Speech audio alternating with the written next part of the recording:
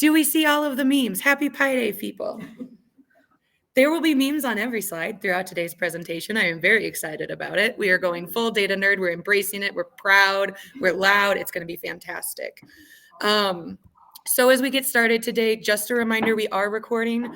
Please let me know if you have any questions as we go along. We have an amazing speaker lineup for you. We have even better swag, and we are very excited for in-person attendees because you all will be getting both pizza pie and pie after the event today. So it is pies on pies on pies. And please, virtual attendees, use the chat feature or the Q&A feature, ask us questions as we go along, and we'll make sure that they get answered as well. So to kick it off today, this is your Madison TUG leadership team. I'm Olivia Butler. I'm leading today's meeting with Robert Salas in the back. Say hi, Robert. Hi, Robert. I don't think you all can see it virtually. I apologize, but he did give you a lovely wave. We have been working through an incredible agenda for you. We have one of our longtime leadership team members who is off-boarded. We are very sad to have Rob go, but he is here in person today to celebrate one last time. But a huge round of thank yous to Rob for all of the work that you have done for the LT over the last few years. It's been amazing, and we are sad to see you go. So congratulations on all of your next steps and adventures. And along that line, we are very excited to welcome Jeff Kritzman onto the leadership team, who will be help facilitating additional events. So welcome, Jeff. Thanks. Yay. Thanks. Yay. Okay. Today's agenda, I am so excited about. We have the amazing Brent Dykes going to kick us off today on effective data storytelling. He has an incredible book. It's going to be one of the swag prizes for later. Get very excited. And then we're going to take a break. We're going to do some giveaways. We also have some limited edition Bo McCready tarot card shirts to give away, including one that is specifically pie related. Jen's been modeling it for you if you saw her when she came in today. And in a very exciting turn of events at the later part of our meeting today, we're going to be giving away 50% off to Tableau conference. So huge opportunity. We are super excited to have you all today. We are also very excited to welcome Sarah Carr, who's here in our room today, and she's going to be talking about comparison charts and all the things that we need to know. And then at the very end of the meeting, we're going to wrap it up with You're the Consultant Now. To pie or not to pie? We'll answer the age-old question. Do we hate them? Do we love them? Now is the time for your absolutely deepest, darkest secrets about how you feel about pie charts. We're going to get them out. We're going to air our grievances, have a nice little therapy session, and then turn into on-site networking for those that are in-person attendees. Virtual attendees, we would love to have you in the future, but in-person attendees, we have pie, we have pizza pie, we have other snacks and drinks galore, and there will, of course, be Data Nerd board games for us to all play and enjoy after the meeting, so please stick around for that. And with that, did I miss anything, Robert, Jen? Okay, Brent, we are so excited to have you here today. We cannot wait to hear your presentation and hear everything about your data storytelling. So I am going to stop sharing here and switch over to you to tell us everything we need to know about effective data storytelling. Awesome. And Brent, I am going to mute the room on my side. Okay. Yep, we've got your screen. I'm going to mute it on my side just for the reverb effect, and then we'll open it back up at the end for Q&A. Yeah, that makes sense. Okay, thank you. All right, awesome. All right, so let me dive in here. So my name is Brent Dykes. I'm Chief Data Storyteller at Analytics Hero. I'm self-employed, and I focus on training organizations how to tell stories with data. And I'm also the author, as Olivia mentioned, of this book, Effective Data Storytelling. And I'm excited to talk about my journey to data storytelling, which actually began in Wisconsin. That's a secret fact. So actually, my journey began here. So I was an MBA intern at Land's End in Wisconsin. So that's something I don't mention in the book, but it was actually secret detail. I was working in Wisconsin. And I was working for Land's End, and I was one of multiple MBA students who were all reporting into this guy. He was the SVP of e-commerce, and he was a former Special Forces helicopter pilot and a very intimidating character.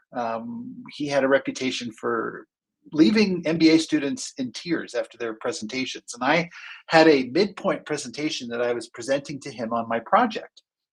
And as I was preparing that project, I had stumbled across something interesting. So we always kind of valued our shipping policy at the time. It was pretty innovative, and we always felt strongly about how important it was to our consumers and customers. And I actually had some survey data that showed that customers actually weren't as enamored with our shipping policy as we thought they were. And I didn't know what to do with this piece of information. I debated whether I should even include it in my presentation because it actually wasn't directly related to my project. But I thought, you know what, it's important for this executive and the other managers to hear this, and maybe it might lead somewhere.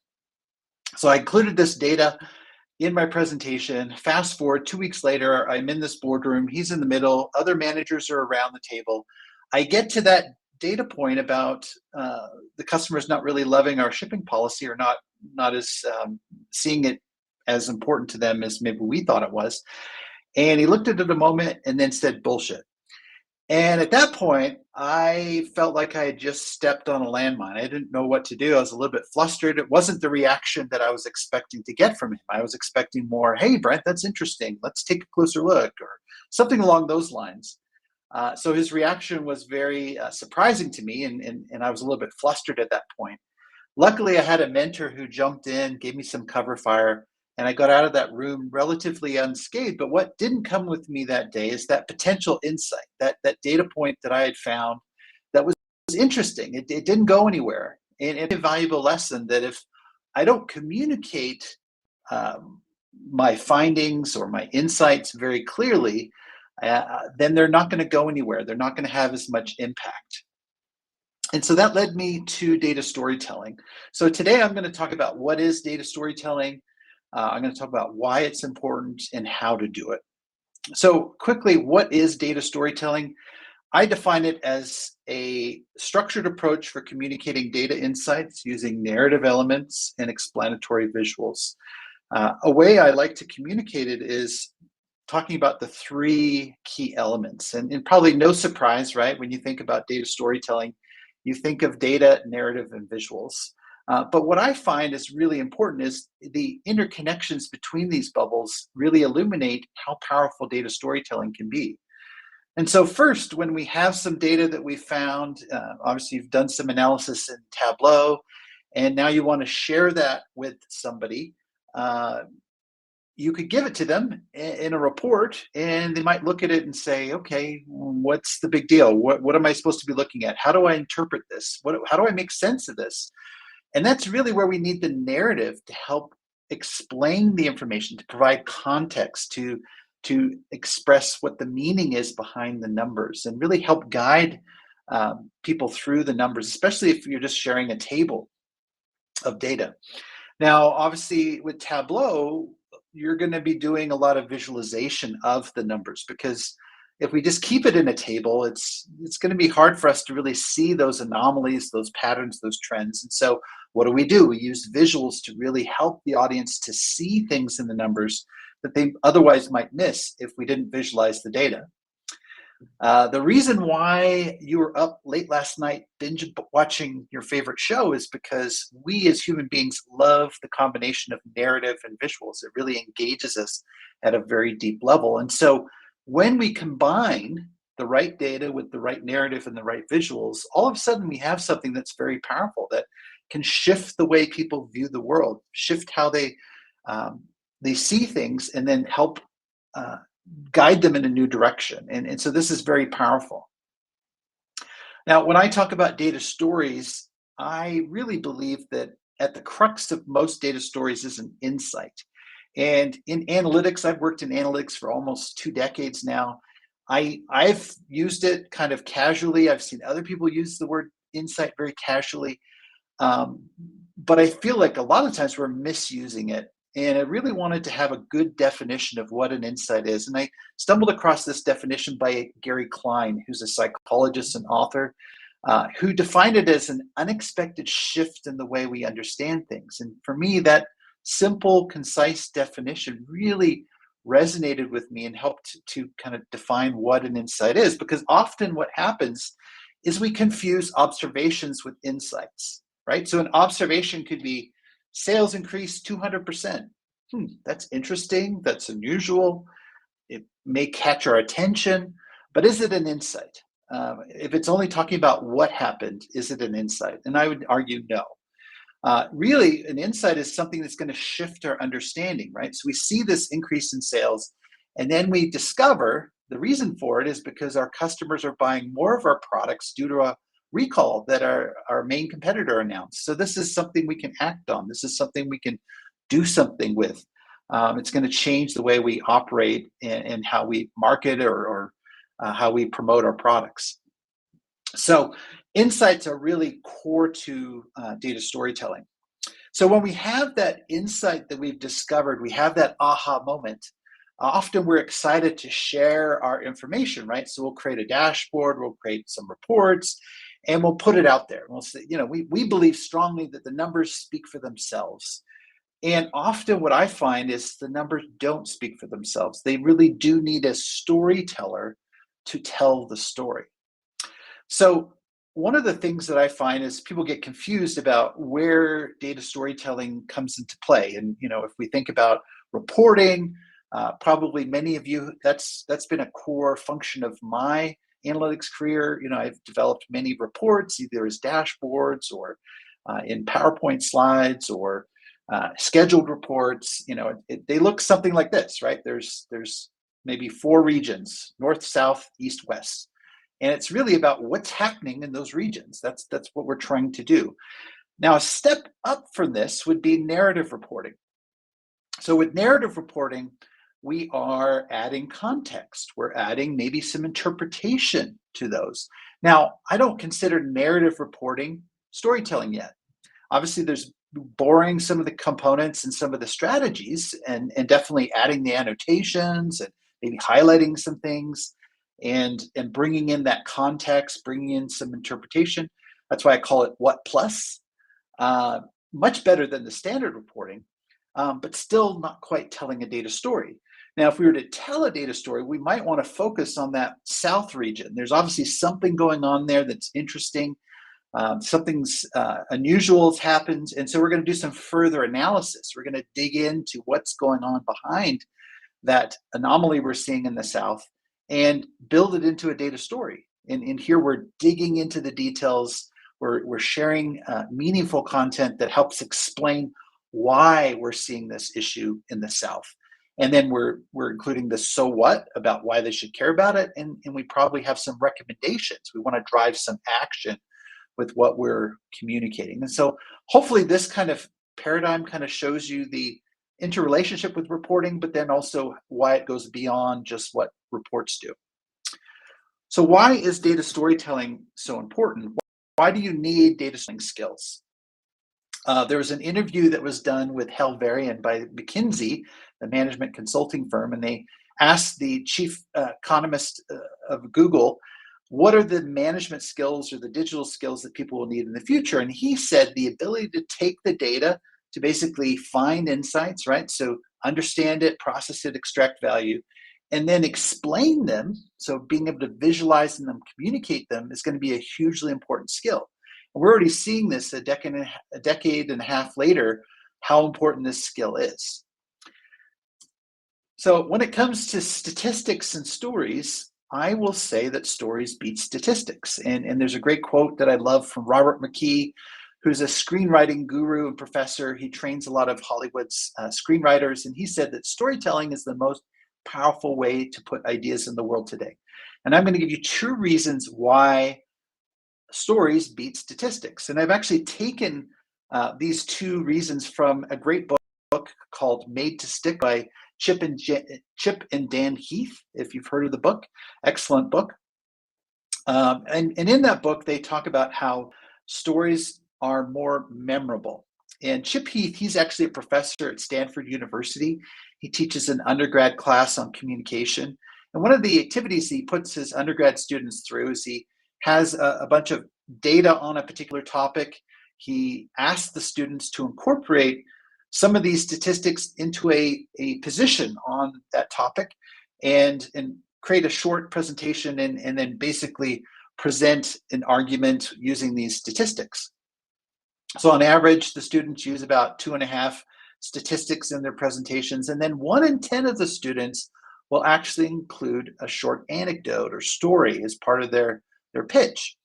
So the students break up into groups of about, I don't know, 4 or 5 students. They present to each other, they kind of grade each other, give feedback, and they think the exercise is over. 10 minutes pass, and then the professor comes back to them and says, okay, how many of you remember any of the statistics that were shared? And the interesting thing is that only 5% of them could remember any of the statistics, but 63% of them could remember the stories when they were shared. And so stories are a way of making sense of information and sharing that with other people. And it's a great way to really make information much easier to recall for our audience. So that's the first benefit. The other benefit is stories are more persuasive. So in the book, they share an example from Carnegie Mellon University where they did a study where they had students take a technology survey. And once they completed the survey, they paid them $5 for completing the survey. And then they asked them, would they like to donate any of that money to a charity? And this is where the experiment actually kicked in. They gave them one of 2 pamphlets or brochures on this charity. It was a real charity called Save the Children. And they asked them, the first version shared a lot of statistics about the suffering of children in Africa and how they were suffering due to war or famine or illness, and lots of data, lots of statistics. So that's one version. And then the other version that they tested didn't have any statistics. It just talked about Rukia, a 7-year-old girl from Mali, and talked about the suffering of her family and how they could really benefit from this contribution. And so when they looked at the 2 forms of information, they found that the statistical version performed much worse than the story version. The story of Rukia, as you can see here, generated more than double the average donations compared to the pure statistics version. So I like to say that we hear statistics, but we feel stories. And so when neuroscientists looked at how we process information, if I'm sharing facts and data with you, you're going to see a couple of regions of your brain light up that are associated with just language processing. However, if I shared a story with you, all of a sudden you see other regions of the brain light up because you're experiencing similar feelings and emotions as I'm sharing as the storyteller.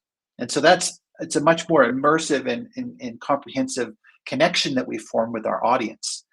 The other thing that stories do that facts can't do is that when we hear facts that maybe conflict with our viewpoint or how we view the world, we go on the defensive. Our shields come up, right? We don't want to be deceived. We don't want to be tricked.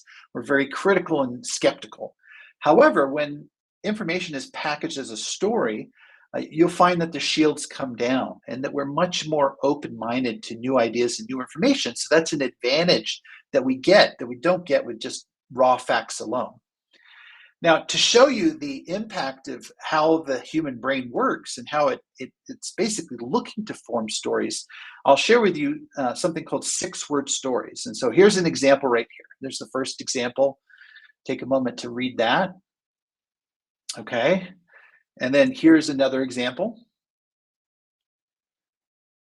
Okay. So those are 2 6-word stories. Now, I don't really feel like they are stories, but what you can probably what you experienced is as you read those phrases, those 6 words, you start to see characters, you start to see settings, you start to hear things, you start to fill in the details. And that's really because our brains are story processors. They're not really logic processors, as Jonathan Haidt said, the American psychologist. And so when we have insights that we want to share, we want to take that data, right, from the logic perspective, we want to connect it to the emotional decision-making aspects where people are making decisions based on emotion. And when we connect these two, we get the best of both worlds. And so now I'd like to take some time and focus the rest of my presentation on how do we do this. And I'm going to focus on 2 main areas, the narrative and the visuals. So narrative really represents the structure of your data story. And the first thing to keep in mind is that we need to match the narrative to the audience, right? So here we have the same story of Robin Hood told 6 different ways, same story, 6 different ways, and obviously for very different audiences. And so if I was preparing a birthday party for a 6-year-old birthday girl and she loved Robin Hood, I would need to be very careful about which of these versions that I would share at that party, because obviously some of these would be scary or offensive to the parents. And so really I need to target perhaps that Disney version to the group. And so the first thing we need to think about, who is the right audience for my data story, and how do I adjust my data story to my audience? I love the quote from Edward Tufte, who said, if the statistics are boring, you've got the wrong numbers.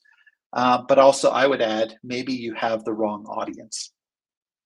Okay, so with that in mind, the audience is obviously very critical to making sure, obviously it influences the stories that we tell.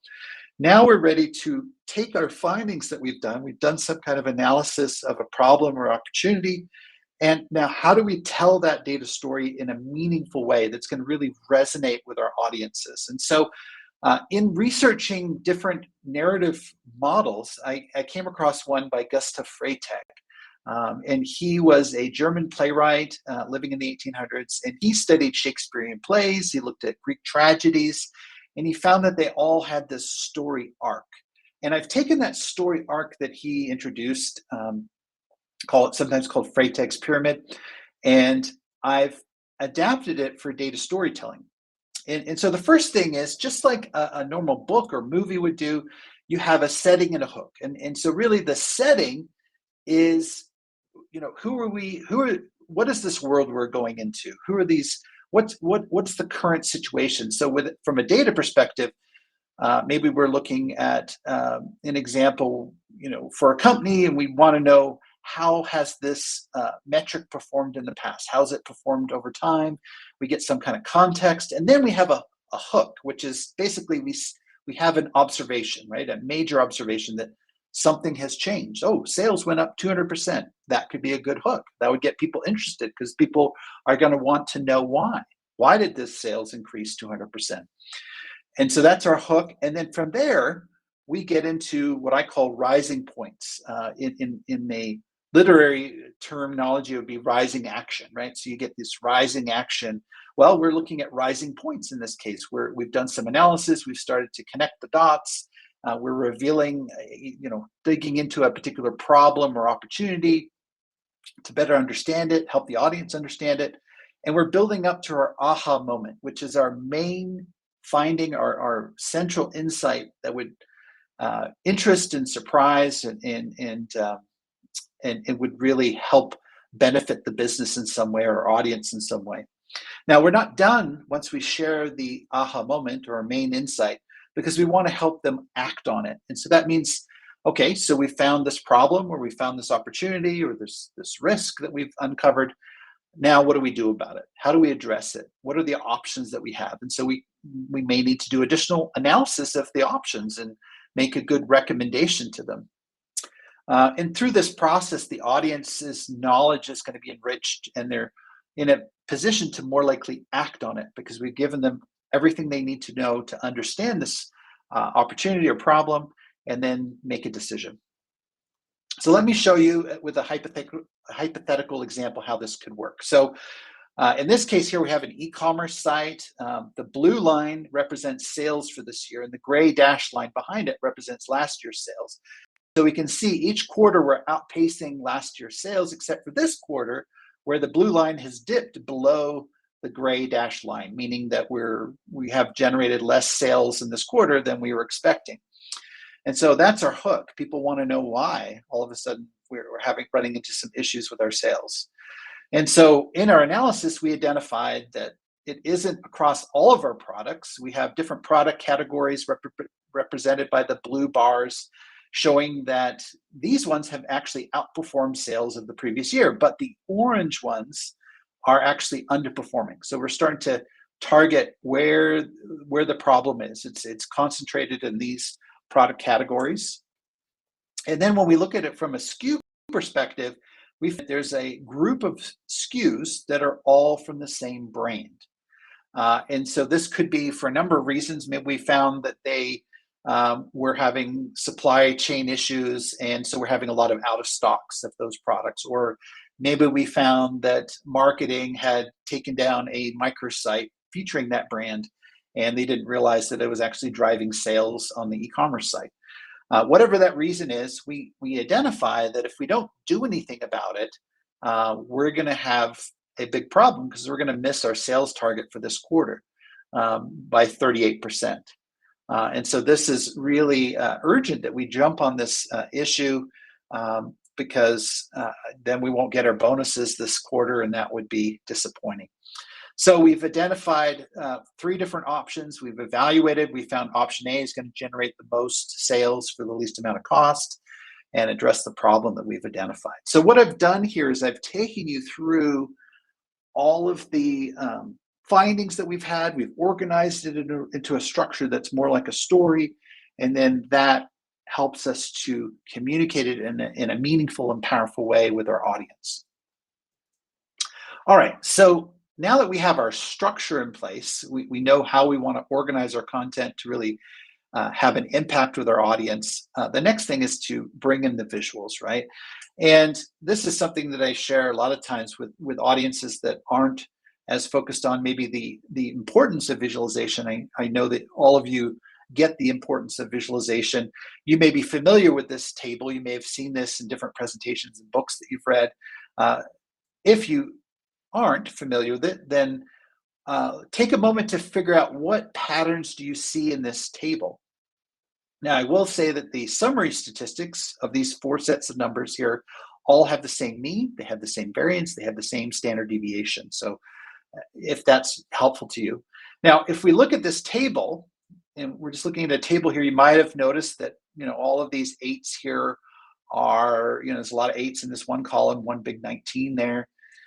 You may have noticed that the X columns for the first 3 sets of numbers are all the same numbers. And you may have noticed that all of the X column numbers are whole numbers and the rest have decimals. Now, this is a famous data set called Anscombe's Quartet. And this was an English statistician. He was very frustrated in the mid-70s. He liked to use graphs and charts, obviously printing them on dot matrix printers and things that we now have much better technology than then. But he liked to use graphs and charts, whereas many of his statisticians, his fellow statisticians, kind of looked at them as they're not that, they're kind of rough, but not as exact as our summary statistics. So he created a data set that had the same summary statistics, but if you actually visualize the numbers, you see very different patterns. And so he helped to illuminate people on the importance of visualizing data as a part of the analysis process. Now, one of the key things that we're doing with data storytelling, and I don't feel like we need to take full, we're not creating really fancy or beautiful, of course we can, but it's not that we have to do very fancy charts. Often what we're doing is just smart comparisons.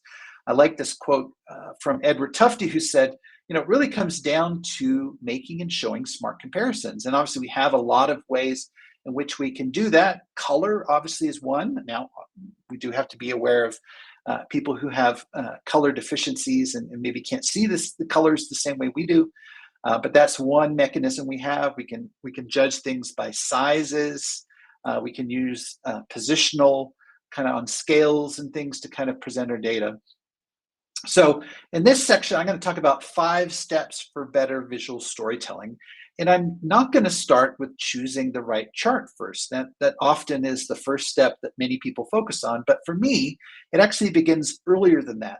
We need to identify that we have the right data. Now, you might say, well, Brent, we have the right data because we found the insight. Yes, you have the right data to have found that insight. However, do you have the same, is that data the best data to then communicate or share that information with other people? And so we need to find the right data.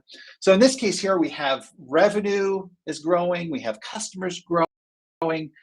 This is great, but what we're trying to make here is that revenue is not growing as fast as our customer base. And so maybe these totals aren't really the best numbers. Maybe what we want to do instead is we want to use a calculated metric, right? So revenue per customer, and that's going to more clearly communicate to the audience that, hey, yeah, like great results, but as you can see here, our revenue per customer has declined throughout the year. Now, putting that in context, it may not be maybe an issue as, hey, when we compare this against the previous year's results, we see that we're actually, not only are we declining, but we're actually lower than where we were the previous year. So contextual data can actually emphasize our key points and make them even more powerful. This is another strategy that we can use where we look at percent change. And in this case, we're anchoring on that January result. And now we're looking, and it's easy to see that our customer base is growing at a faster rate than our revenue is. So that's another option. Now, sometimes when we look at data, this chart is perfectly okay. We can compare the lengths of these bars between our actual expenses and the budgeted expenses. However, maybe in some cases we want to do the math for the audience and just focus on the actual differences. So there's, as you can see here, there's lots of different ways, even before we get into the chart. Which chart should we choose? We can make decisions about the data and which data is going to really help emphasize the points we're trying to make. The next thing is to obviously choose, once we've identified we have the right data, is the next the right visualizations. And again, you guys may be very familiar with this Cleveland and McGill research that was done in the mid-'80s, where they looked at how effective different graphical methods were with supporting comparisons. And so on the left, if you have position along a common scale or unaligned scale, those are going to be the most precise for very accurate comparisons. And as we move from left to right, we see that, going back to the days of COVID where we had these maps and showing color saturations and shadings, those are obviously good for high level kind of observations. But if we're comparing the shade of a color in a county in New Jersey with a county in Virginia, it's going to be very hard to really make those accurate comparisons. So with today being Pi Day, where does Pi charts, where do they sit on this scale? Probably maybe a combination of angle and area. And obviously, I don't want to bias everybody against pies, but obviously there are some challenges with pie charts, right? So if I asked you to compare these different suppliers and tell me, is supplier A or supplier B a bigger supplier to us, or is D or C a bigger supplier? Which of those two is bigger? Without the labeling of those wedges, it's going to be very hard for us to really make those accurate comparisons. Whereas if we go to a bar chart, obviously it's much easier to compare. We don't even need the labeling. Now, does that mean that we have no use for pie charts? I'll kind of put my stake in the ground here that no, there are usages or use cases for pie charts. Obviously, when you have parts of a whole, and composition kind of scenarios. So in this case here, if I were to ask you, if we look at the totals, what percentage of parts do these two suppliers provide, D and E? What percentage is that? That's going to be very hard to determine with the bar chart approach, whereas obviously with the pie chart here, we can quickly and easily see it's about a quarter. So there are use cases for pie charts, and I won't wade into that debate any further. All right, so the next thing is calibrating your visuals to your message, right? So we've done some analysis. We've got different segments that we've identified. We've got different products here. And depending on our audience, if we're presenting to product managers, it's not going to be easy for each product manager to compare up and down these segments. And so what we may want to do is change or pivot the chart so that we can show those segments side by side. So each product manager can now make those comparisons very easily. So that's a consideration we're taking, that we want to make this comparison easy for the audience to make and to really support our points that we're making. Another example, here we have products by different states. Now, what we can easily see here is obviously the totals for product ABC. We can compare those, or we can compare the state of Maine and its portion. But then if we get into Vermont or New Hampshire, Delaware, it's going to be harder for us to compare across those. And so again, we may want to have a panel bar chart where we can easily, each of these has now their own baselines that we can compare them on. And it's going to be much easier. We can still label if we want, but basically it gets much easier for people to draw and make the comparisons that we want them to. The next thing is we want to remove unnecessary noise. Now, when we're doing our analysis, we're going to be encountering all kinds of noise, and we're trying to find that signal behind the noise and really get into that. Now, what happens often when we find the signal, we get excited and we want to share what we found, but we forget to remove the noise. So there's different strategies that we can take to remove the noise from our data stories. One is to remove the surplus data. We can aggregate less important data. We can separate the data layers, and we can remove chart junk or clutter from our charts. So the first thing is, do we need, maybe in this case here, we looked at all 8 products, but when we go to communicate our information, do we need to feature all 8 products? Maybe we need one that we're talking about and then a couple others that are in the same segment or market as that one for comparison purposes. But maybe we don't need to have all 8 showing. In this case here, do we need to have all of these lower countries? Could we just aggregate them into an other countries bucket and make that chart much easier to process? In this case here, maybe we break it out into, instead of having a spaghetti chart there, maybe we break it out into separate products. And now we can see which ones are trending up, down, flat. It's much easier to see. Often when we're working with analytics tools, you're going to have a lot of, kind of these extra clutter included in them by default. And so sometimes we need to go in there and let's strip out those labels. Let's clean up the axes. Let's just focus on what's really important to our message that we're communicating and nothing more. And then the last point is focusing attention on what's important, right? So again, going back to the spaghetti chart here, maybe it's just about product C, and that's really what we want the audience to focus on. So we can push all those other lines back into the background. We can leave them there for context. We can even retain the colors if we want, just making them lighter and making sure that our focal point is front and center and easy to distinguish from those other colors. Another key thing we want to do is moving away from a chart title to perhaps a headline, right? Where we're actually guiding the audience to the key point in our data scene. We want to make sure that it's clear to the audience what they should be interpreting, what they should be focusing on in this particular data scene. Another thing we can do is sometimes we have a chart that's very complicated. There's a lot of pieces going on, and depending on the data literacy level of our audience, maybe this might be overwhelming for them. So maybe what we do is we stagger or we add builds to the content. So we're bringing in, okay, let's focus on revenue, what's going on with revenue.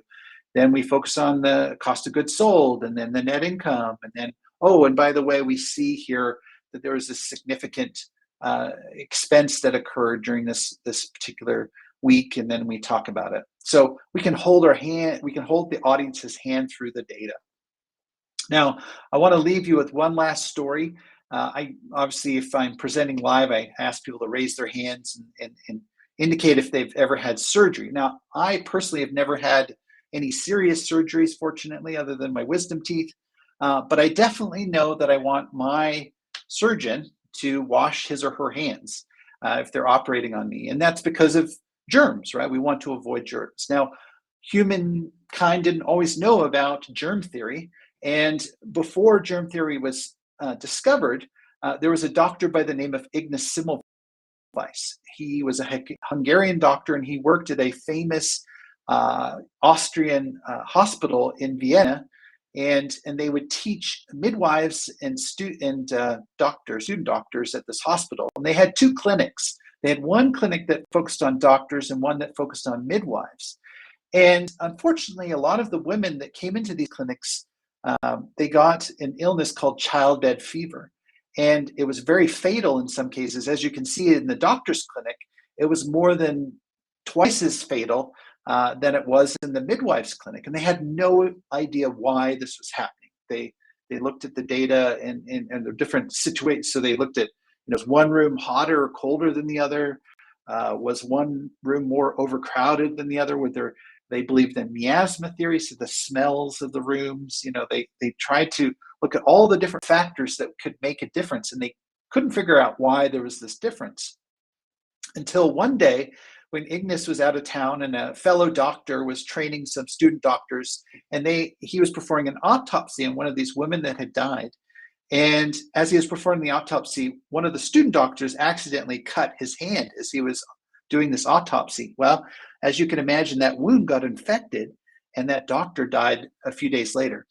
So Ignis rushed back to the hospital and tried to figure out what happened, and he performed an autopsy on his doctor. And that was his aha moment. He discovered, wait a second, how this male doctor died was very similar to how these women were dying.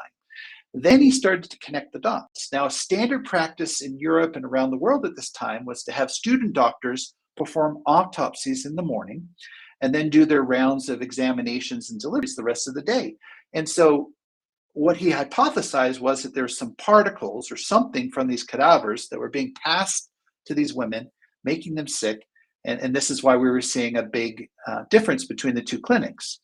So he introduced a hand washing policy. He had the doctors wash their hands in a chlorine lime solution.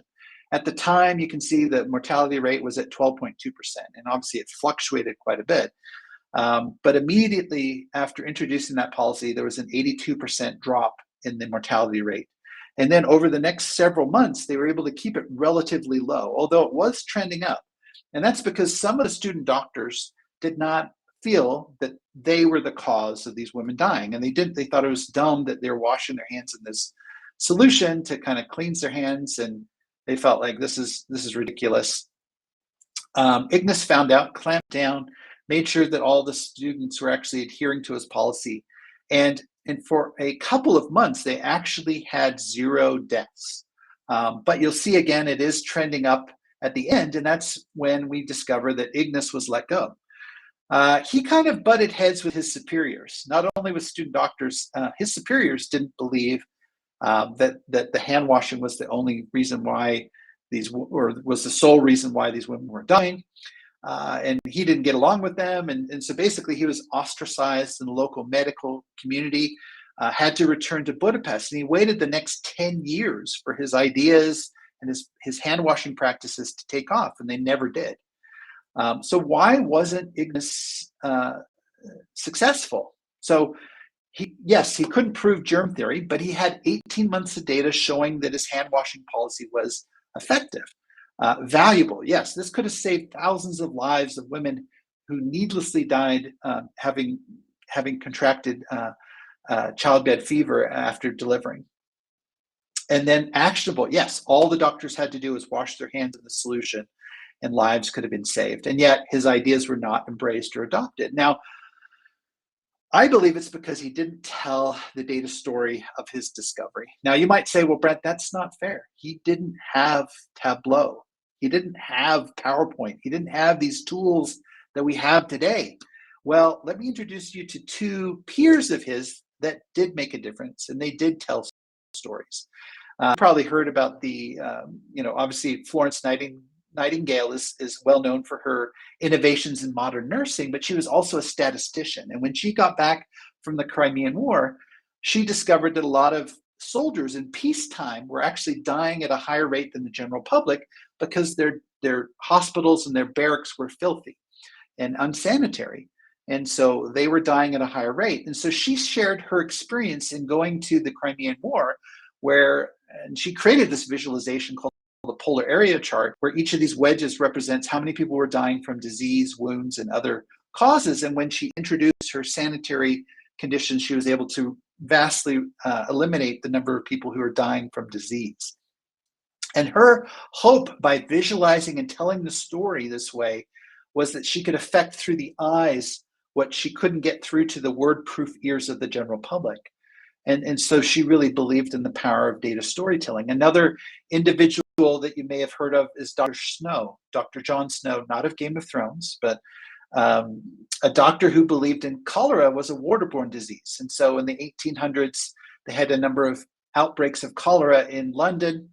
And during one of these outbreaks, I think in 1854, he rushed to the Soho neighborhood and started researching why, to kind of see if his theory about cholera being a waterborne disease. And he was able to pinpoint that there was a water pump that was the focal point of a lot of deaths, each of those bars representing a death. And so the walking distance to this pump basically was the nucleus of where these people were dying. There were a couple of anomalies that he spotted. There was a workhouse that had a number of inmates, like over 500 inmates, and they didn't have a similar proportionate kind of death rate as the rest of the neighborhood. And then there was a brewery that also didn't experience any deaths. And when he checked on them, he found that they had their own private water supplies. They weren't relying on the Broad Street pump. So he was actually able to get the town council to remove the handle from the water pump and stop people from dying from drinking this contaminated water. Now, if we go back to Semmelweis, when he eventually published a journal article talking about his discovery and hoping to promote it to other people, he found a Dublin maternity hospital that didn't practice the practice of doing these autopsies. And so here, if we overlay his Vienna hospital, when they started doing the autopsies, and how wildly out of control that they went, way above the 3.5 mortality rate that the Dublin hospital was below. And yet he didn't do this. He didn't visualize his data this way. This is what he did. He did 500 pages, 60 plus tables, and basically convinced no one that they needed to start washing their hands. So if we look at the impact of each of these individuals, Nightingale, she was able to save thousands of lives of British soldiers by convincing the general public that the barracks and hospitals of their military needed to be improved. Unfortunately, Dr. Snow died of a stroke before he could see his impact. But the next time that London had a cholera outbreak, they actually had a boil water advisory, their first boil water advisory. And that can be connected to Dr. Snow's influence. And then Semmelweis, unfortunately, told his data. He didn't tell a data story, and really had no impact in his lifetime. So I'll leave you with that, and just say that the numbers that we have here have an important story to tell. As Stephen Few, many of you probably know him, and it's up to us to provide a clear and convincing voice to really help our numbers and our stories and our insights get across to our audiences. And that's the end of my presentation. If you'd like to learn more, please go to my website at effectivedatastorytelling.com, or you can connect with me on LinkedIn. I'm often sharing lots of content around data storytelling.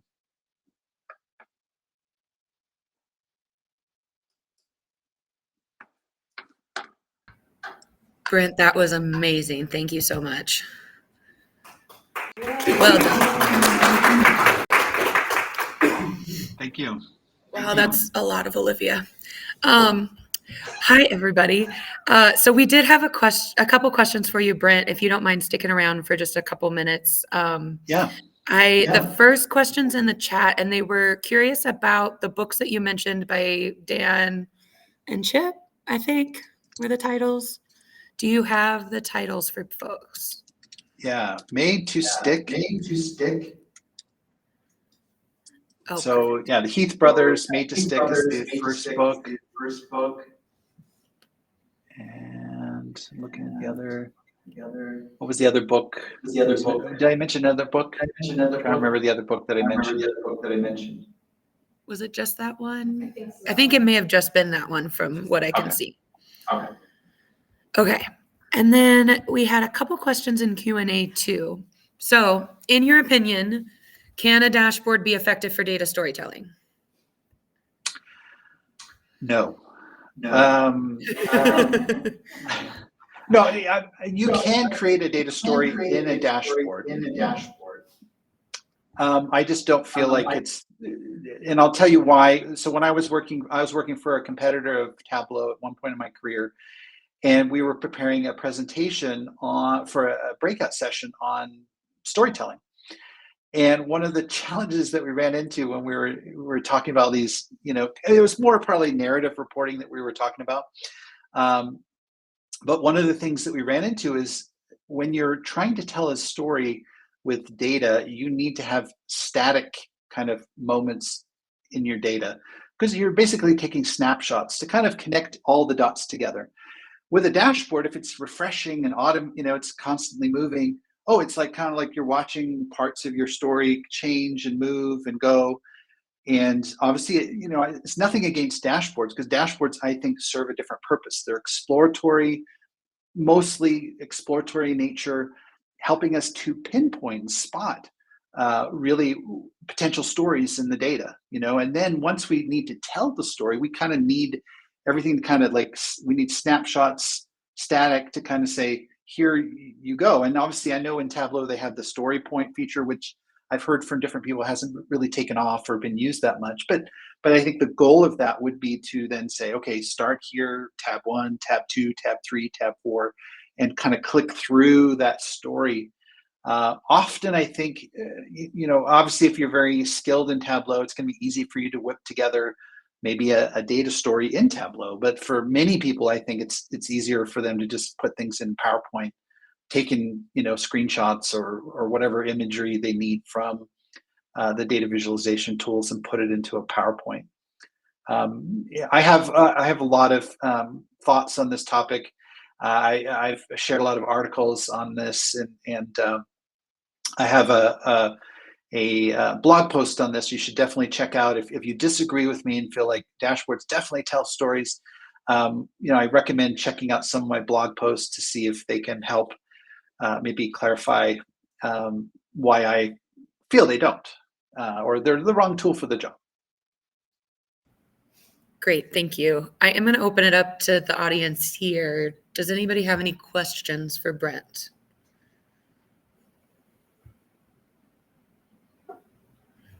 At the very end, you gave those really great illustrations of those historical examples about storytelling.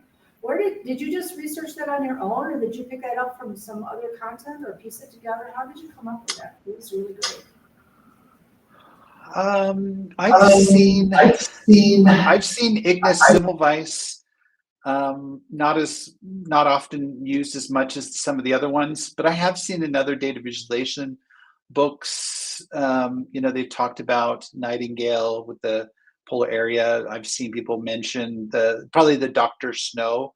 I think I might have seen that in one of the Alberto Caro books. He might have mentioned that. It might have been one in his first book. I can't remember.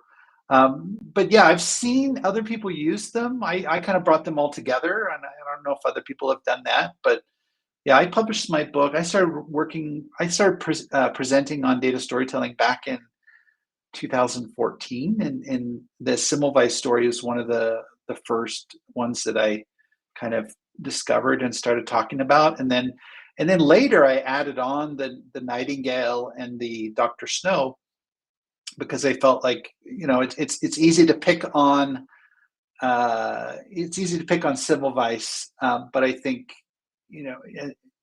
it's also important to show good examples that there were people thinking the right way, taking the right approach, and so the contrast or the comparison that we can do between Semmelweis's approach and what Nightingale and Dr. Snow did, helps to reinforce the importance of doing things the right way.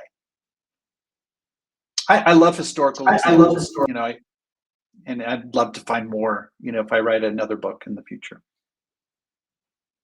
It was very innovative for those people that, well, of course, unfortunately, the one fellow that didn't do so, it didn't work out for him, but just the idea that you have innovators out there trying things, and when they feel strong enough about that and they can implement a solution, the kind of impact that can have for the future is outstanding. It's an inspiration for us now. Yeah, For sure. For sure. Okay, last question from Q&A. Do you have any advice on emphasizing data storytelling in organizations that are used to statistics, besides showing them this recording and buying your book? Yeah, I actually have a website. So on my website, I have a white paper that talks about how you can build a culture with using data storytelling. So it's just how can we use data storytelling to then shape a data culture? And so I think there's a number of tips and tricks in that white paper that can help you kind of think through, okay, here's how data storytelling can help us evolve and maybe get more value from our data. I think most organizations today are doing, everybody's got reports these days, lots of dashboards. And it's really, I have an article on Forbes that I wrote called the Analytics Marathon. And I feel like what happens a lot of times is if you think of it about a marathon, everybody's collecting data, 100% doing that, preparing the data. A lot of companies are trying to do that, visualizing the data in reports and dashboards, yes. But I think the drop-off is that a lot of companies are not doing analysis of their data. And then obviously the communication of those insights through data storytelling is missing. And then at the end of the race, we're trying to drive some kind of change or some action from all this work we're doing with the data. And often we're never getting to that point. A lot of times I've worked in analytics, as I said, a couple decades now almost. And I see what happens is companies they collect the data, they prepare the data, they visualize the data in reports and dashboards, and then they start another race. They never go all the way through to see what actions are driving, changes or, improvements, all of that, that good stuff. That's really what's going to be the valuable stuff to the business. And just continuing that cycle of, let's collect some more data, let's visualize it, collect more data, visualize, you're starting a bunch of marathons and never getting to the end where you get the medal. The medal is the value that we drive from all of this work that we're doing. And so I recommend to a lot of organizations, you need to see this whole, you need to go all the way through the race, get to that last mile, make sure you cross the finish line, and then you can start another race. Obviously you're going to be running multiple marathons, but anyways, that's kind of, yeah. So definitely check out my website. I have that white paper there. You can download it for free, and that could be a good starting point. Thank you so much, Brent. We really appreciate all of your time and your insight today. It has been incredible. Are there any last minute questions from the in-person attendees we want to get in quick? Seeing none, Brent, we just want to thank you again. This was incredible. We really appreciate having you today. All right. Thanks, guys. Thanks for the opportunity. Take care. Thank you. All right. Instead of staring at my face, I would like to switch this over to the slide. So give me just a second here. I am also going to get that shared on our other side of folks. Virtual attendees, everybody in chat, are we doing okay? It looks like we're happy. Let me share my screen here real quick. Okay. Oh, thank you all for bearing with me. There's like 16 different buttons I'm pushing simultaneously. All right. Okay, we made it to the giveaway portion. We are a little bit behind schedule, but don't worry. There will still be plenty of time for Sarah's presentation and for you to be the consultant today. We are going to go ahead and give away a couple of winners. So we've got so many great gifts for you all today. There is, of course, for the in-person attendees, we've got our swag table. For our virtual attendees, if you want to know other options, we can also provide those to you if you win. But the very exciting bit is that we have copies of Brent's book. So if you are interested in getting effective data storytelling, that is on the list for today's winner. In addition, Jen modeled the shirt for the in-person attendees, but you can see on the slide, there is Bo McCready's Pie Tarot card available for us to win today. It's very exciting. It is a custom shirt, so you get to decide on that color or a dark blue and what size you need. And then Bo's going to make you a custom shirt. And this is a very limited time offer. It's very exciting. So with that, Robert and or Jen, do you want to generate a number for me, or do you have the attendees up? How do we want to handle this? I have the attendees who are checking. Okay. I'm going to generate a number then, and we'll see who gets our swag. Okay. Well, I think some of the online people are in here as well. Yes. Is that okay? I thought we were going to give these two to any. Is that all right? I don't remember what we decided. Okay. All right. I'm generating a number. 21. All right. 21.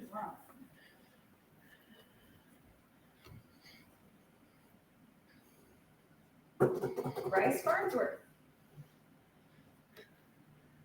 Bryce? Yeah. Okay. Yay. Okay. And I'll generate another number here. 8.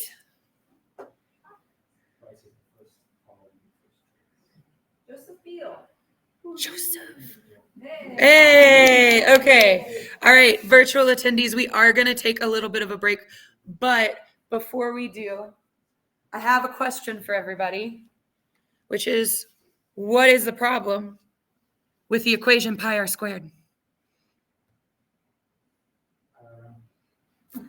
There we go. Pies are round and cakes are square, ladies and gentlemen.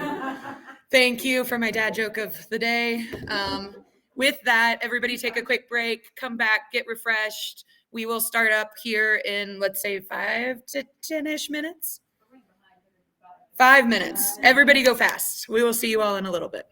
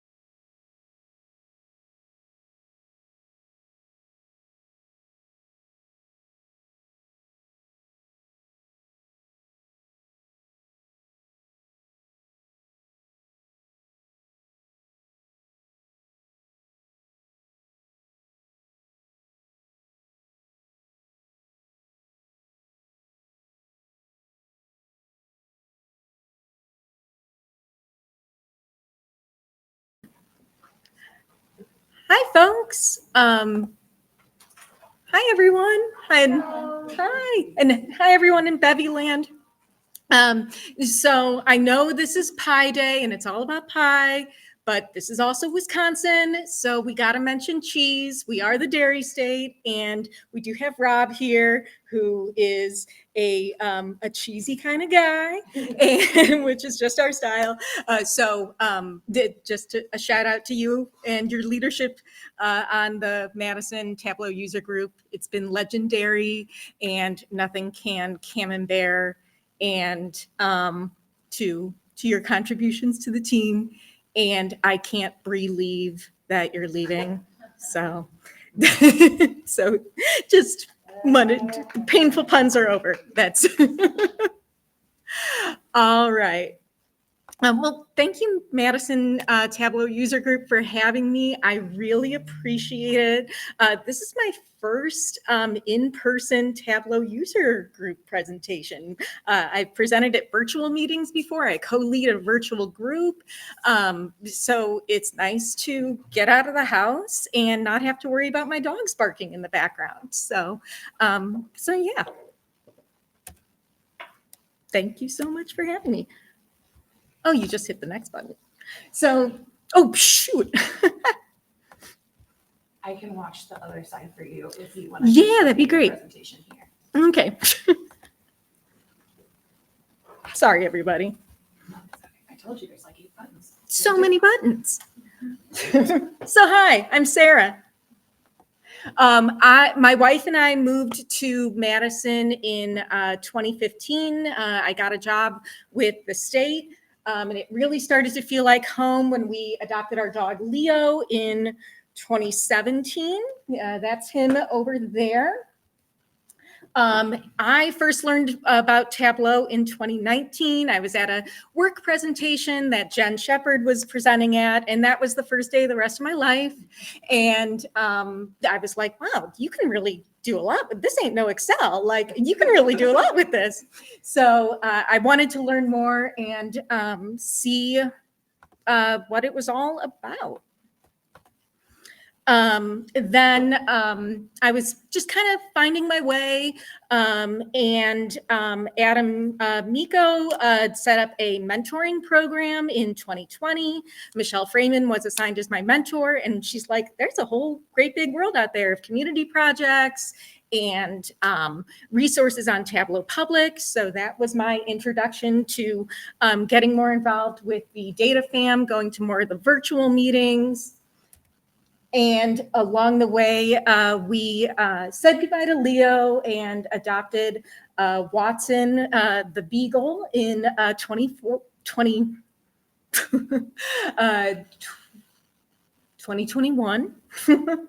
And then a few months later got Chip.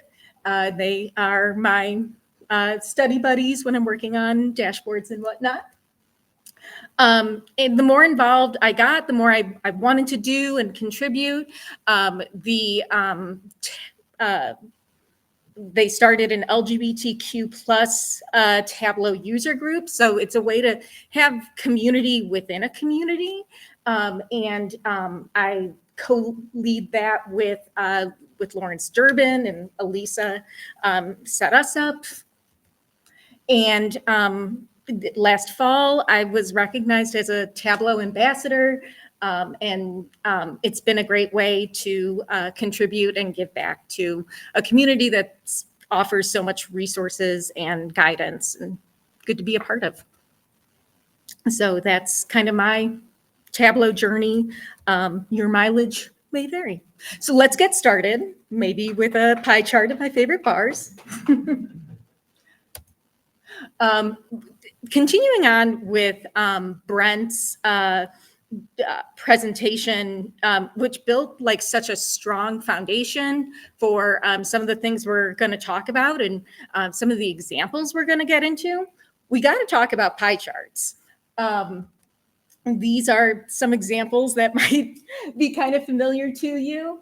The one on the left, maybe it resembles like the first pie chart you ever made, or what Excel like automatically gives you. Yeah, and same with the one on the right. It's a little less overwhelming, but still, like, it's hard to figure out how to make meaning of the data. What's the story? And so, how do you get a story from pie charts, and what makes them better? What improves them?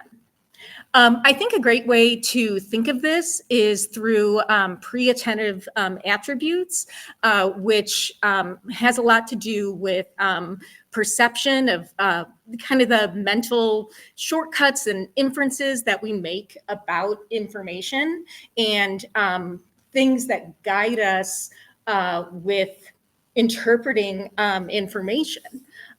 With hue, darker colors can mean greater value.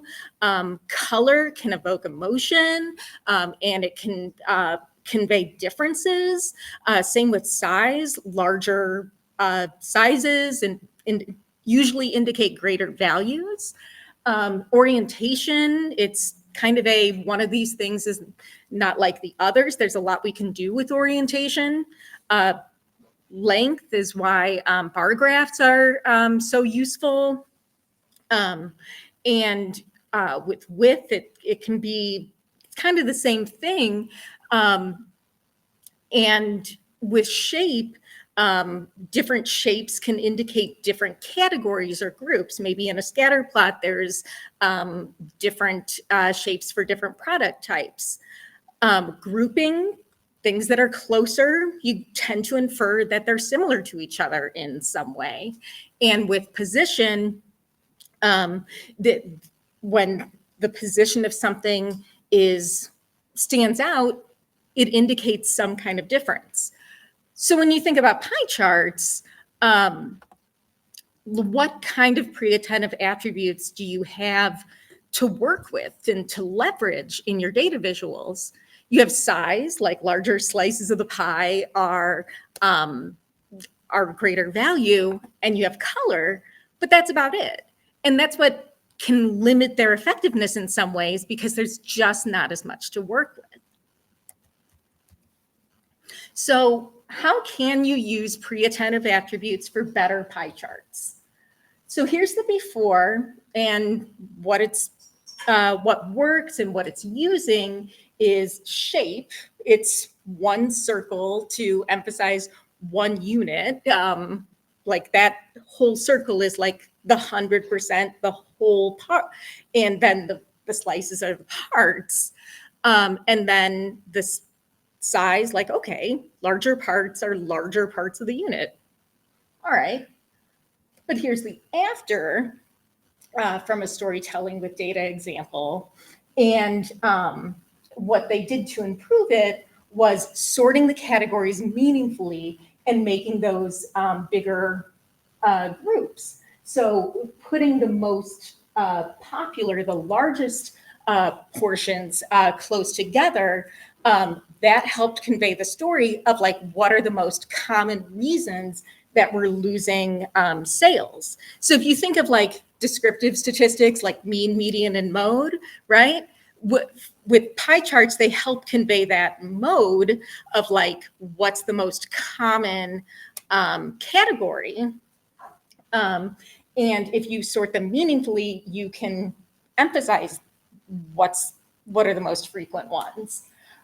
Color evokes emotion, and color is used in the after to highlight, hey, this is what you need to pay attention to. Instead of color just being, these are different categories, it's more like, these are the categories you need to pay attention to. And with position, the labels are next to the percentages. So it puts the information together and it makes the inferences more user-friendly and more readily available to your reader. And same with that data storytelling, like main takeaway of like, here's the reasons we're losing deals. So for best practices, building on what Brent said, think I'm going to say that a lot. What do you want the audience to be able to do with the data? What should they be able to compare? What design choices are going to emphasize those comparisons? And guiding your audience's visual attention towards that main comparison. So be intentional about the detail that you have in your data visuals. Like, does this help guide the audience? Does this help emphasize the signal, or does it add noise to what we're trying to do? And what do you want your audience to pay attention to? How do you want your audience to read this? And also keep in mind visual clutter. Like, does this help the audience interpret the message? And does the detail help convey that message? Is it adding to the noise, or is it boosting the message, the signal that we're trying to convey? So a couple of examples. It is chart chat after all.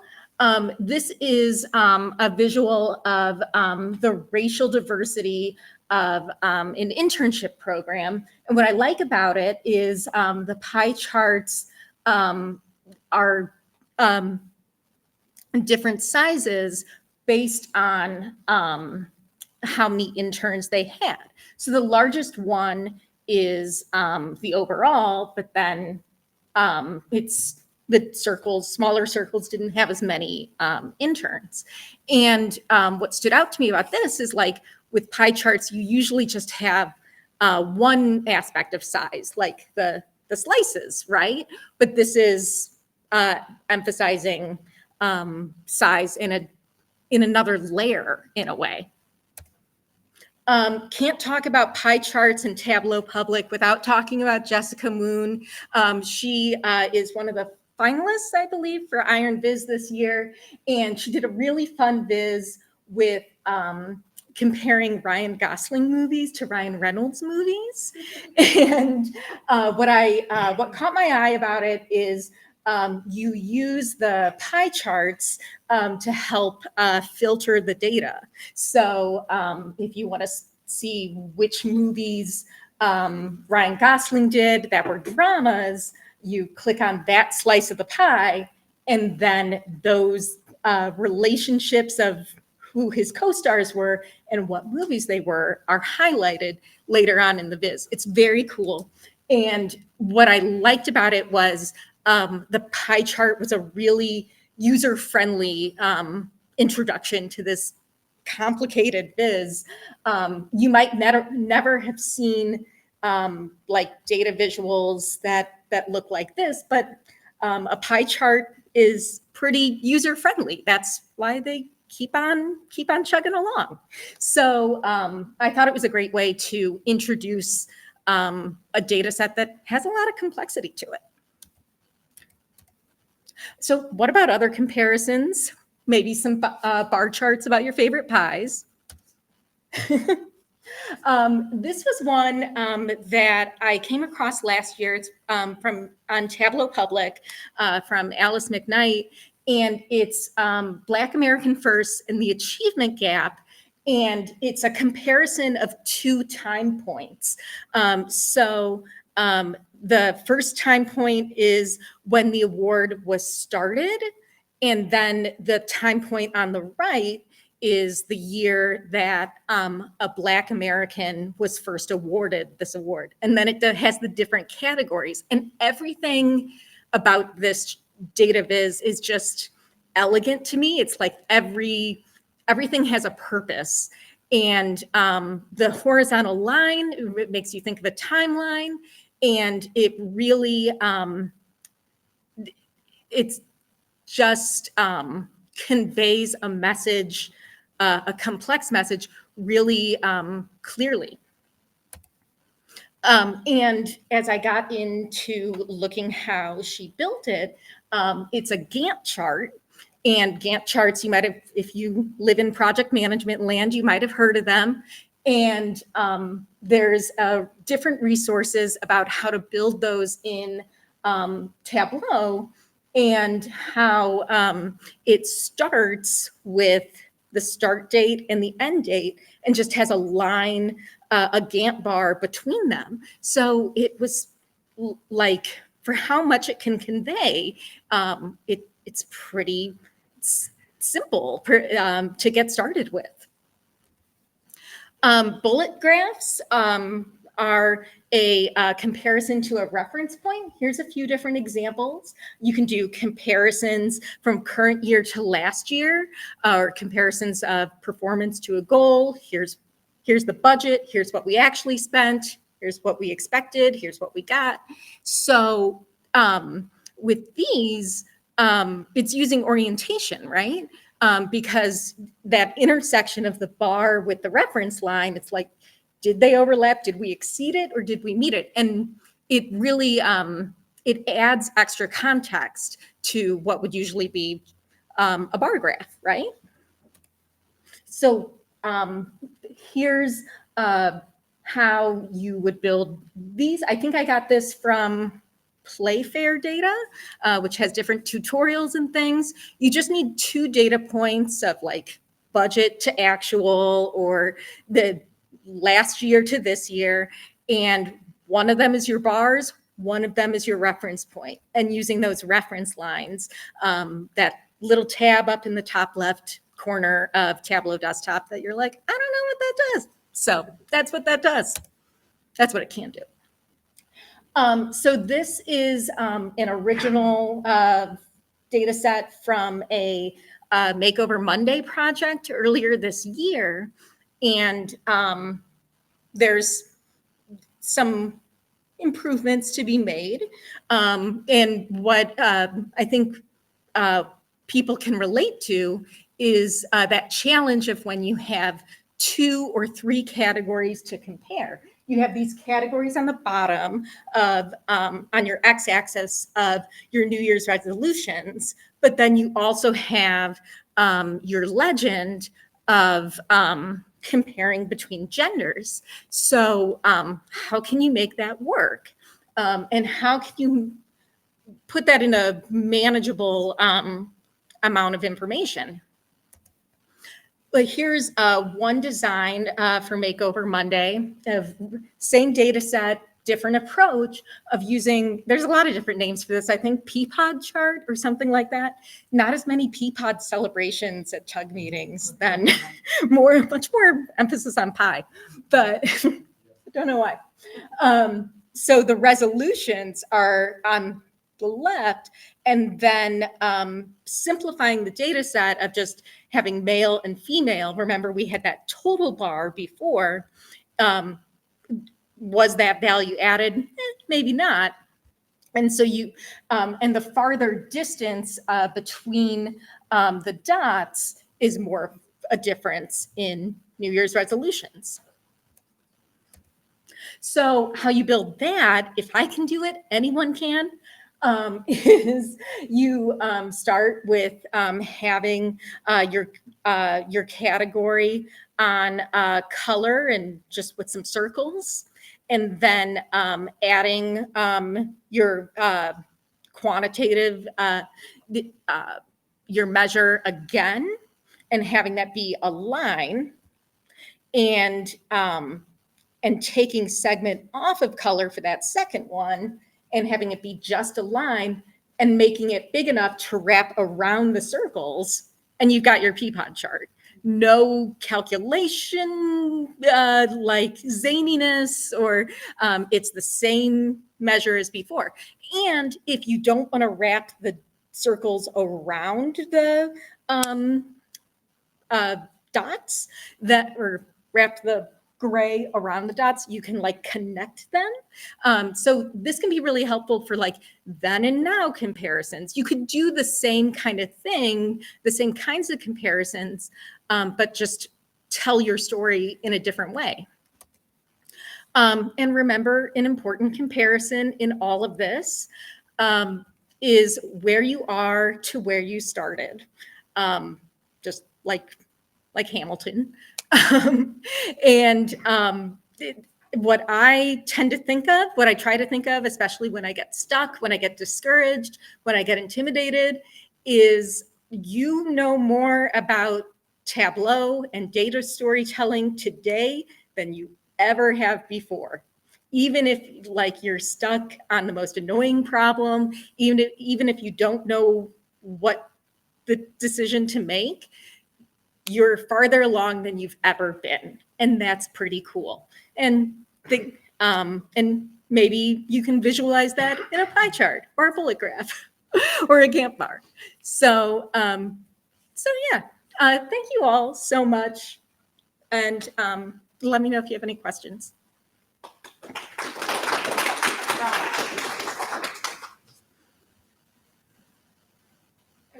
I'm not seeing any questions online. Does the room have any questions for Sarah? Anybody wondering where they can get that pie? Yes. Thank you, everyone. Before you leave, what's your favorite? Oh, well, glad you asked. Key lime pie, I think. Yeah. That's a good one. Yeah. So. Fair enough. I accept that. Well done, well done.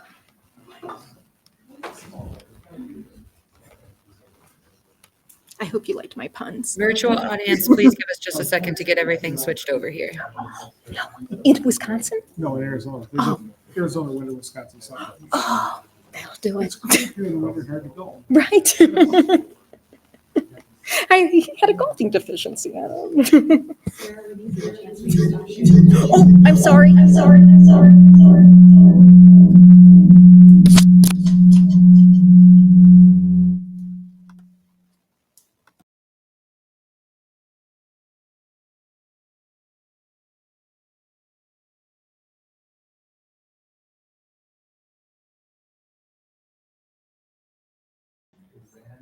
Okay, hi everybody. We are going to share our slides again. If you give me a second to push the 15 different buttons.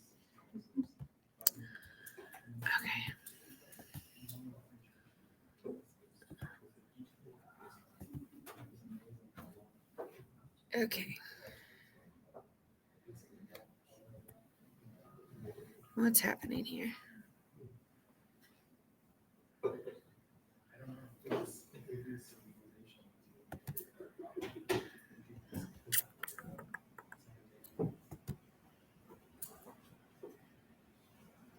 Huh?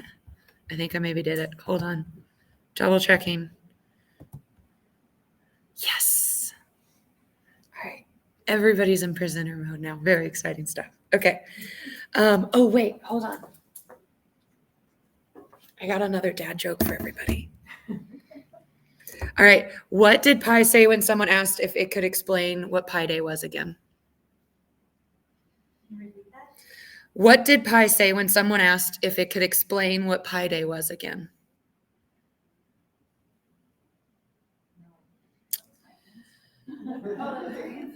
Oh, yeah. I don't want to repeat myself. Yeah. Which ironically I just did. So that was perfect. Okay.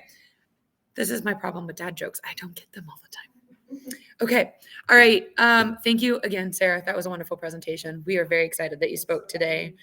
I am going to advance slides, but it didn't advance on the other one. Why didn't it do that? Okay. All right. Hold on.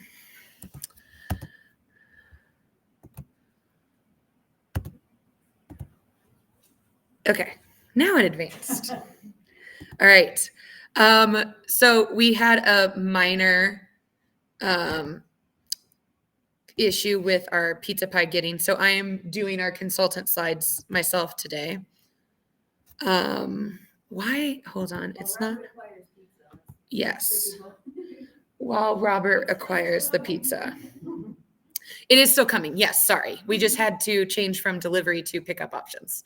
So I'm here. You're stuck with me. I'm so sorry in advance. But I promise There will be some excellent examples, and we're starting off with a humdinger. So today, you get to be the consultant. This is a time to air your grievances. If you have suppressed emotions about pie charts, let's get them out on the table. Let's have that nice therapy moment as a group. It is a safe space. We can yell, try and avoid cuss words, and share our thoughts on some of these vises. And I'm starting with one of my absolute horrendous favorites. Ta-da! Isn't it fantastic, ladies and gentlemen? It's good, right? It's really nice. There's a lot of information here. I will start with that. Does anybody have any emotional reactions to our pie chart viz? Do we like it? At first I didn't even think we could do that. It's kind of exciting. It's a new opportunity to explore and build new Tableau skills. Did you make that in Tableau or Photoshop? I stole that from someone in Tableau. All of these are stolen from web. Most of them are stolen from Tableau Public. Okay. They're attributed in the slides that we will share afterwards, but I am not going to name names to protect the innocent and the guilty. Corporate used to demo how to do this. And then they apologized that you couldn't put little bar charts there, but only pies. Did someone yell at you like witchcraft at some It's point? got a lot of stuff. It gets worse than you look at it. Why does it go to 100? What are the axis labels? What are the wedges? Yeah. Why is the one pie chart left on there in the bottom corner or the top corner? Or the two that are over on top of each other. That one's really stressing me out. When there's like two on top of each other. overlapping Yes. Thank you for noticing that. That's one of my favorites too. The double Yes. axis, Yeah. That's nice. Mm-hmm. Yep. It's like somebody wanting to know a lot of info and is told you can only have one chart. Yeah, it's a lot. I don't know where to look first. I've got to be honest with you. I don't know where my audience would go first. And what even are the pie charts for? Yeah, it's not labeled. Sum of sales and profit is the best I can give you. That's all I got. All right, I'm checking chat online, our virtual folks. If you have feelings or thoughts, please include them in chat. All right, any other thoughts on what we could do to make this better? Delete it. Strong feeling, I like it. Delete and start over again. Did somebody say more color? Yeah, me. More color, all right. I've got a comment, start over online. Our online audience is agreeing with us today. This is like a good candidate for a drill in where you have just a single data point in your scatter plot. And once you pick that, then you see the breakdown in categories. Trying to do it all in one. is just too much. Yeah, if those if the pie charts were just circles like a scatter plot or something, and then you see the breakdown. Yeah. that'd be Or maybe Vision Tooltip.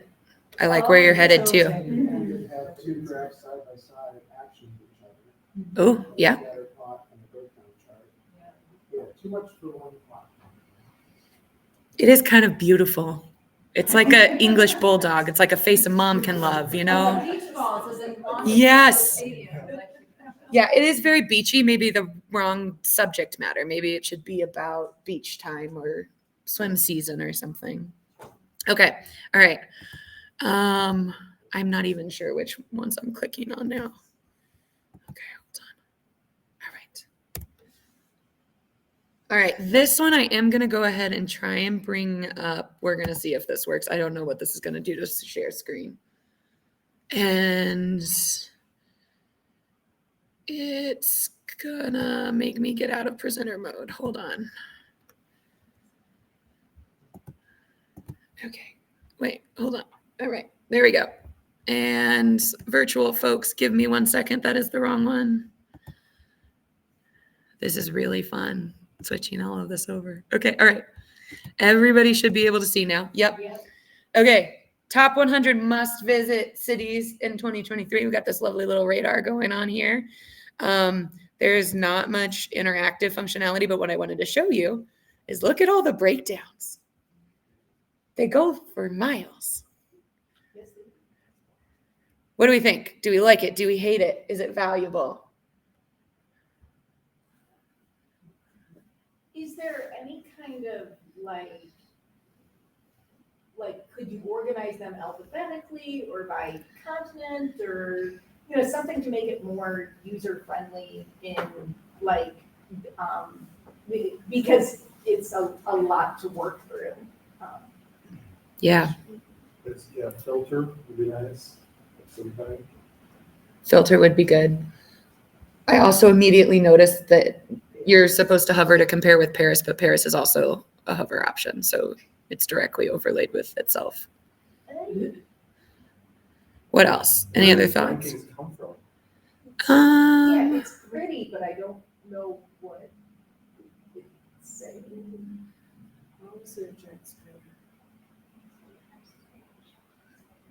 I'm not sure where the data's coming from. I've got to be honest with you. Wait, hold on. Data source, World Cities Ranking.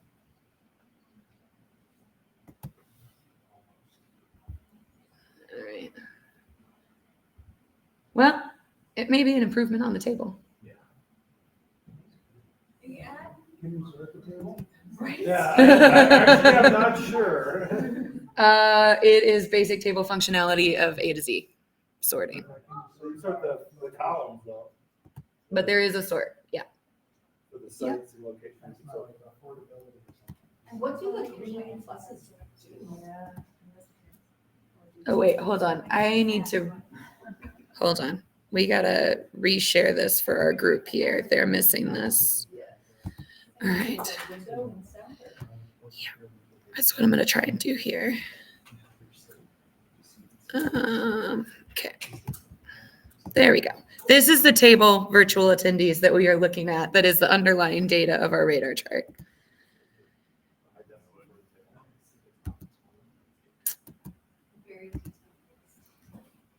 All right. So as you click on each of those, total score, 188.4. Okay, that's not, you have to click in each of those to see. Yep. I like the concept. I think if you were comparing just a couple of cities, like which 4 places are you think you might go, and then see the small multiple radars, I can see that. You could do by region or something like that. Yeah. And then break it down. Oh my gosh, my first thought, 100 cities in 1 year. Yeah. I would like to know what job lets you do that and apply. That sounds fantastic. All right, let's see what we got online. It would, yeah, bring each city into focus without comparing and compare within countries or continents or even climate. That's a good point too. Think of it like a table almost where the city is listed in a row and then you have like the rankings of each factor there and color code like the rankings in a two-tone thing where the good stands out in one direction and bad stands out in a different direction maybe. Yep, I for think sure. it'd be really helpful if you could put like a filter for each category and like, here are the 5 cities that meet your criteria. Yep. Okay. Let me adjust my sharing again. Stop that. Start this back up. Oh, the next one is beautiful. I'm very excited to show you all this one. Okay. And I've got to, give me a second. I've got to get us back connected with our virtual attendees here.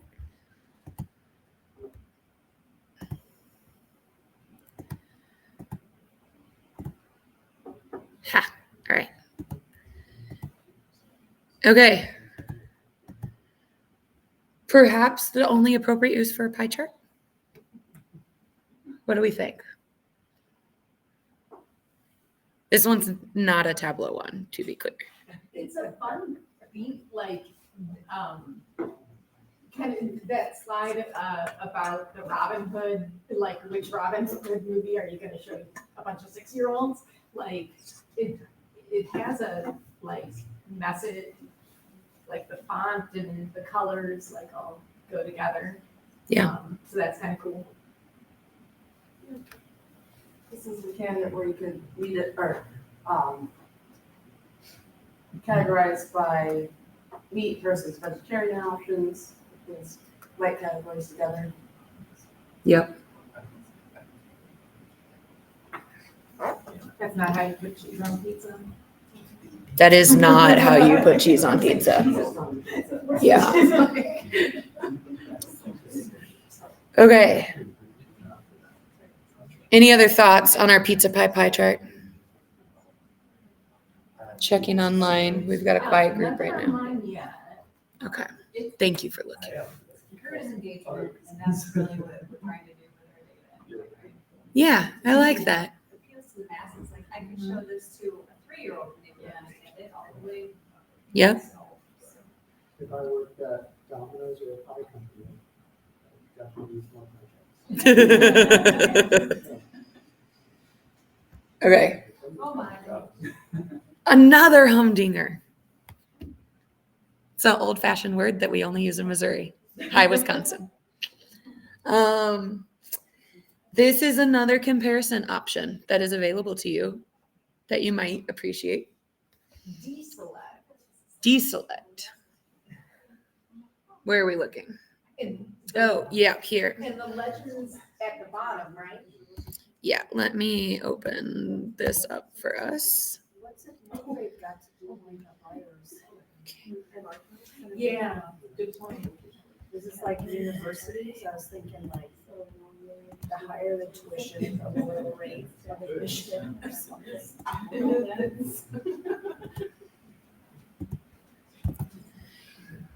We just had a meta moment. If anybody captured that on the screens, that was intense. Okay, and I've got to stop sharing that one now. There we go. Everybody's now enjoying what we're looking at.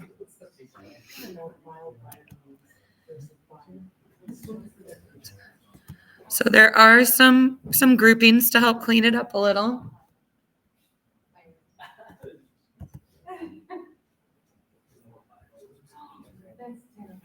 It does not look like they're contextual. What is this though? I mean, is it like, how much does a house cost? It's why versus. Yes, I believe so. So where you can find a house next to a college.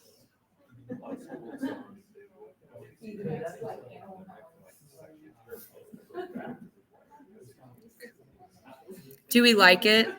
Is the muttering happiness and joy or concern? And I can't imagine anyone that's not above a super user mind who's looking at this and deleting it. Like, yeah. If you don't understand the first couple of seconds. Yep. Yeah, I do appreciate that they've done an attempt at filtering. That helps. Yeah, there's not much that helps you along with, you have to work to see the legend. You have to work to like find the college you're interested in. Yeah, it's. Well, there's not a clear labeling across the top. What is this from? Yep. What is it? Yeah, it's missing a good title for sure. I think the technical term is screaming cat. You can read about it in the big book of the dashboard. Okay, hopefully a good one next. We are coming up here. who knows what that chart's called? Scat. The one before? It looks like a snowflake. The new one. Here, we'll pull it up for you. It's showing in Betty too. Yeah, what's the chart type called? Anybody know? I don't know. You? I said snowflake because it looks like a snowflake. It's known as either a plum pudding chart or a circular waffle. Not a Belgian waffle or like? Those are square people. But watch what it does. I feel like I'm a fly and I have a jillion eyeballs. Right? Did anybody check out the pies in the pies? See, there are eyeballs. See, I knew it. I could play with this for hours. This is ASMR for me. It's like a cat and a laser pointer. Yes, What is that? cat with a laser The pointer. psychedelic element does give it a plus. Yep. You know don't even need any extra stimulation or drugs. You will get more user interaction because they won't be able to stop circling. The mesmo factor. Yes. And the plum pudding aspect, that's like science stuff too, right? Like, I don't know why it's called that. okay. I don't. That's what's awesome. And I did scroll down pretty far because it is a long one, but there is some context and some legends up at the top. I think the best use here would be for an eye doctor. Follow God. Yeah. Well, the doctor's waiting room, this is something to do with it. 45 minutes. See, and I was on the other side of this. I liked it because it showed the reference point when I hovered over the total. What are you retaining? Not much, but it's pretty. It breaks down a lot of information in a manageable way with the different, like sections of it. It's not, like this could all be metrics in a table, right? Yep.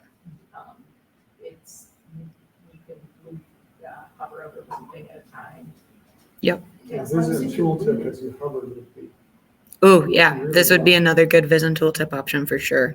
Hover in the middle, information, zero rankings. Yep. You see a lot of relationships at the same time. Yep. Okay. Online folks, any comments? You're all being very quiet and I can't tell. They're eating their pizza. They are eating their pizza. They started early. That's fair. I know we're so close to food. I promise. We are going to do one more, I think, and then wrap it up. So I'm going to let you all pick your poison. You can see them here. Which one do you want to dig into more? What's 17? 17? We're doing 17. Like it. Okay. If anybody wants to just look at the rest later, these slides will be available. Don't worry. If you're enjoying your moment of being a consultant, you can take it home. I present forecast comparisons, barbell charts. This is where Sarah's example earlier, right? Yeah, Yep. my advice. They followed, they connected the dots, but they didn't draw the line bigger around them. Right.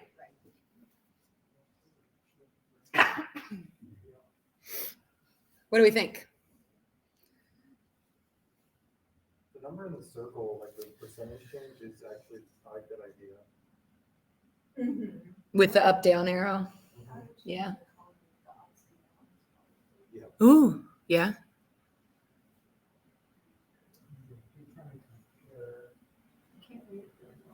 Oh, here, let me. Oh, too far.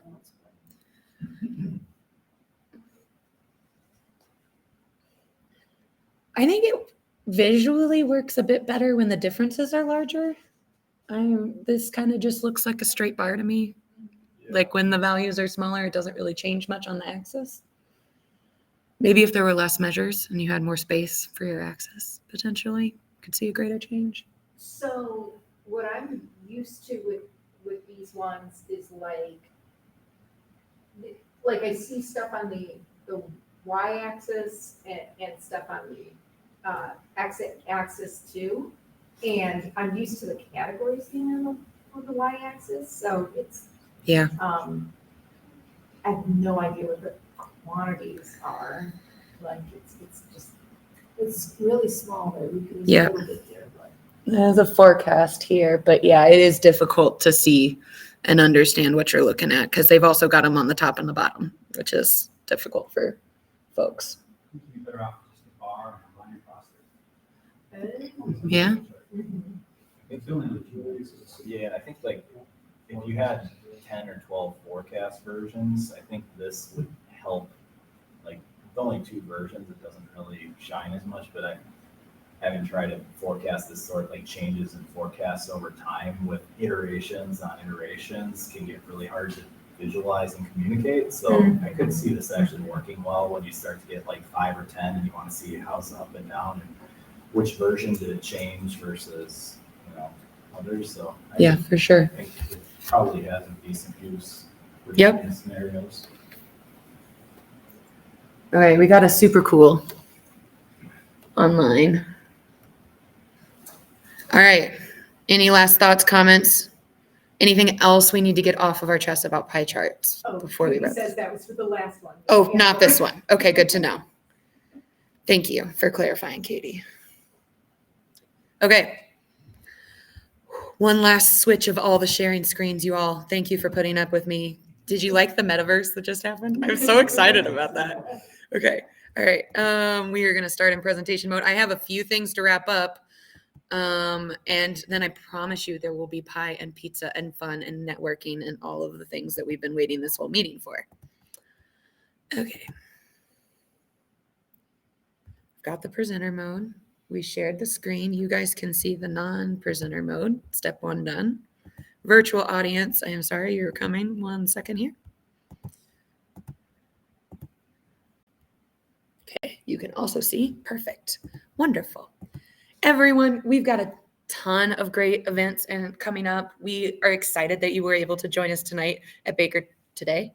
Not tonight yet, at Baker Tilly. The Wisconsin TUG's coming up on April 10th. It is a virtual meeting, 11:30 to 1. Encourage you to register. Remember, everything goes through Bevy now. So if you unsubscribe or you don't sign up for Bevy, you will not get these notifications. We have included our calendar down here in the bottom. You can sign up for us there to follow.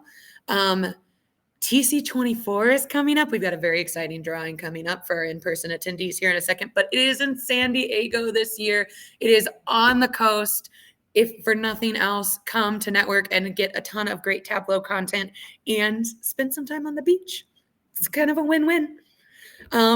We don't typically get to do beach time in April and May, although this year Wisconsin weather may allow it. I don't know, but we'll still celebrate the 70-degree weather that is bound to be there in San Diego for us. Jen and Sarah and I are all going. So if others attend, we will do a little Wisconsin Tableau meetup while we're there. Milwaukee TUG's May date is still to be announced, but our Madison TUG will be at True Stage on the 20th of June. So we'll be doing another probably hybrid event like this. We hope to keep our in-person numbers up. We like seeing your faces. It's so much nicer. But we are excited to be able to offer the opportunities for virtual attendance as well, because we know life happens, right? And it's sometimes easier to not be here in person. It's time. Okay, TC24, very exciting stuff. We have a special drawing. Did everybody get their name in the basket? Yes, yes. Last chance, last call. Okay. You did not, would you like to? Here's a piece of paper. Just put your name on it. Okay. Sarah, will you draw for me? Sure. You can stay. I'll bring it to you. Okay. I'm going to make this easy on you.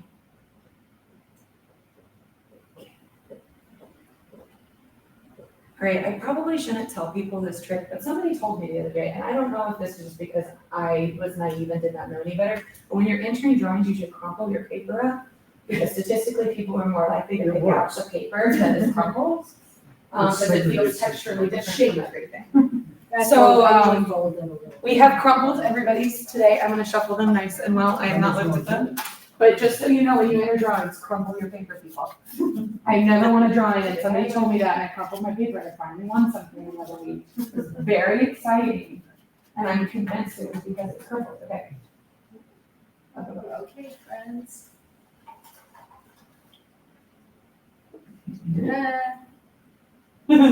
Brady! Congratulations!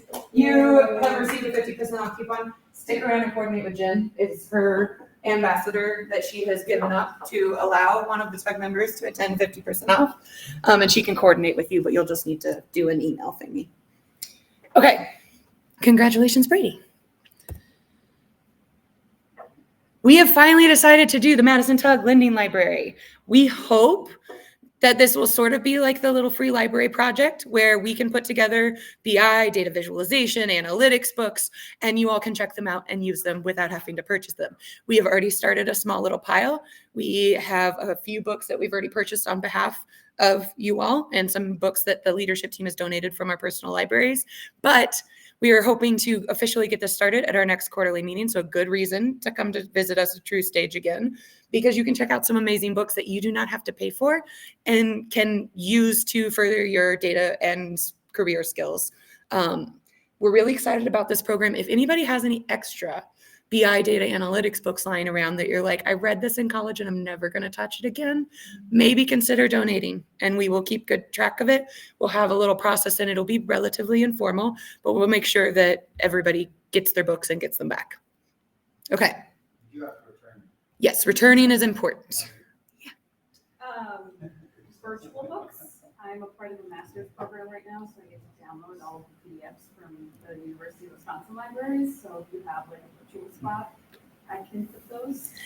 That is fantastic. Can I touch base with you after this meeting? And we haven't quite figured out all the details yet, but yes, I think we should make virtual books a piece of this. And I have some in my Kindle too that I think I could donate. So thank you. That's a great idea. All right. Thank you, Baker Tilly. You all have a fantastic location. We are very excited to be here again. We are thrilled that you have such great meeting accommodations. You have wonderful human beings that help us get in the door and deal with the password issues and locking us out and all of the wonderful things. And a great spot for us to network and spend some time afterwards as well, which is really precious to us and very difficult to find. So thank you again. Big round of applause for Baker Tilly, everybody. Okay. And with that, we've reached the end of our meeting. It is time for pie and pizza pie and other snacks and drinks. And for our virtual attendee friends, we will miss you, but I will leave you with one last slide, except that I just stopped sharing. That was unfortunate. Didn't mean to do that. I thought it was the other button. That's fine. Okay, one last slide full of memes for all of our virtual attendees. Thank you so much for attending virtually as well. Thank you for our in-person attendees for being such an incredible audience and participating so actively today. You all are what makes these meetings amazing, and we are very, very happy to be your leadership team. So with that, happy Pi Day all. Yay. Okay.